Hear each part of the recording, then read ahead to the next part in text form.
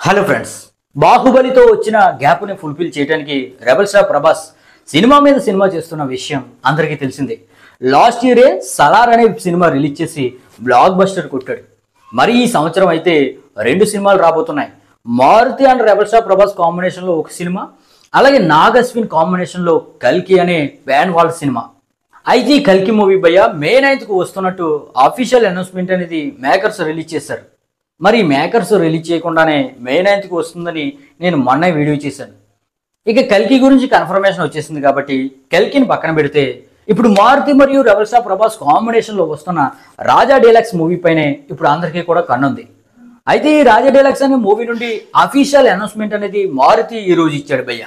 అంటే మే 15 7:08 ఈ సినిమా యొక్క పోస్టర్ని, ఫస్ట్ లుక్ పోస్టర్ని, అలాగే టైటిల్ని కూడా రివీల్ చేస్తాను అనే విధంగా హింట్ ఇచ్చాడు.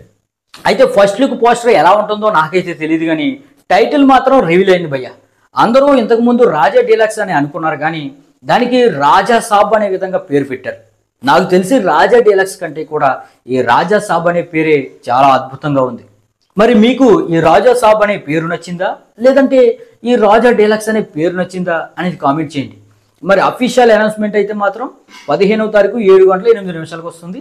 డేట్ను లాక్ చేసుకోండి. అదనమాట మ్యాటర్. మరి ఇలాంటి లేటెస్ట్ అండ్ జెన్యూన్ అప్డేట్స్ కోసం మన ఛానల్ వెంటనే లైక్ చేసి సబ్స్క్రైబ్ చేయండి. Thank you.